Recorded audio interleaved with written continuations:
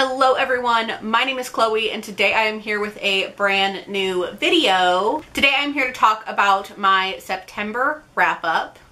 I keep looking at myself in the viewfinder because I'm not used to wearing these glasses. My other one's broke. I'm getting them fixed today, so this is what I have to do. September was a very busy month. I was on a brief vacation. It was my anniversary, it was my birthday, it was my fiance's birthday. I got engaged, so now I can call him my fiance.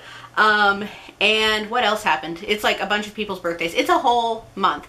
So I got a lot of reading done, but I was a lot slower than I normally am. So we're gonna talk about 7 things today, so we're gonna go ahead and jump right in. A lot of these were library books, so I'm gonna have to put the covers up here because I had to return them. So the first one I completed was Simone Breaks All the Rules by Adiba Jaigirdar. This is, I think it's her second novel. I'm not sure.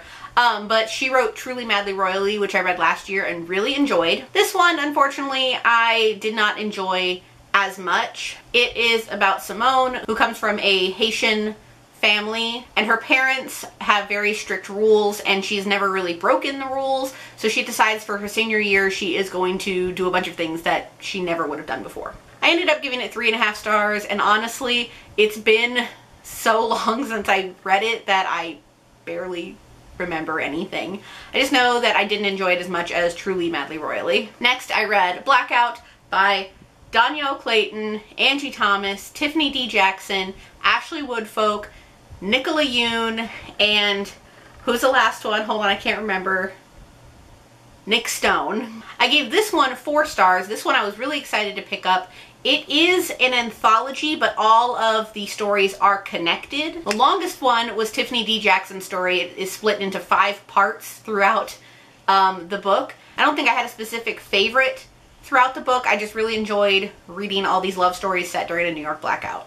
I gave it 4 stars. Next I read Lumberjanes Volume 19, A Summer to Remember. This is what I thought was going to be the final book in the Lumberjanes series, but it actually ended on a cliffhanger, and the actual final one was announced and it's going to come out in November. I don't have too many thoughts and opinions on this. This graphic novel series is very long, and I read all of the other ones back in June and July. So I've been reading them for a couple of months now. And they're just fun, whimsical, fantastical stories set at summer camp.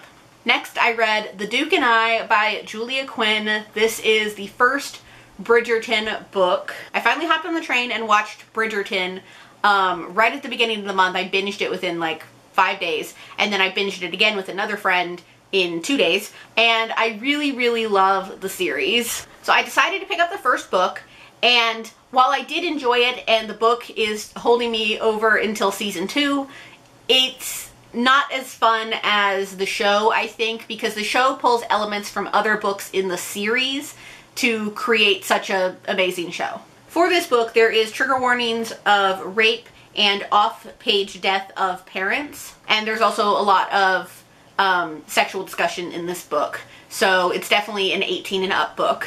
I gave it 4 stars.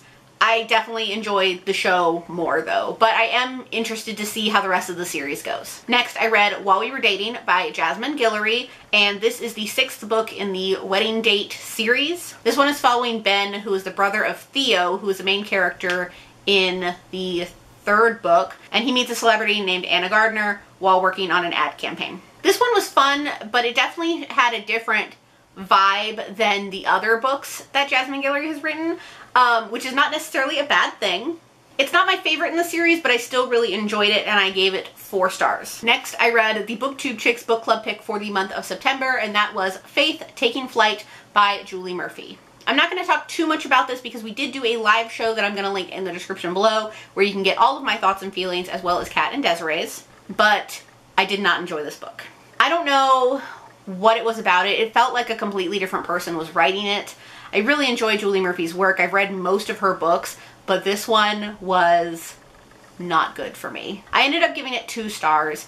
I feel like maybe this is more for a fan of the comics, because this is based off of a comic, which I looked into a little bit while I was reading, but overall there were a lot of confusing plot elements with this book, and I feel like you could out of the like 4 or 5 different plots that there were, you could probably pick 2 and it would have made this book immensely better and less confusing.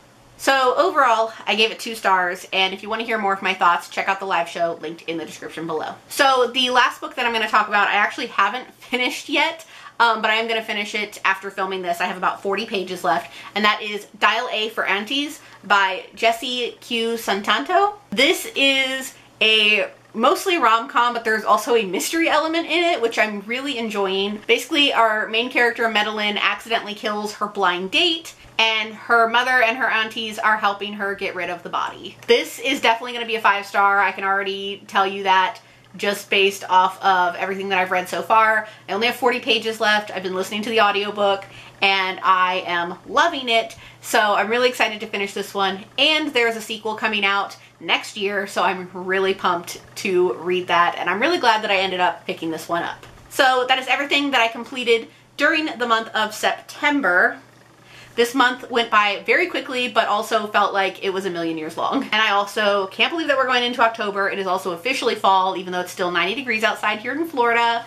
And this year has just flown by. So that is all I have for this video today. Thank you so much for watching. If you like what you see here, please go ahead and click subscribe. And if you want to help contribute to my channel, check out my Patreon linked in the description below. I post new videos every week, so click subscribe so you can be updated for when I post those. Thank you all so much, and I will see you in the next one. Bye! In the darkness, I don't feel so cold.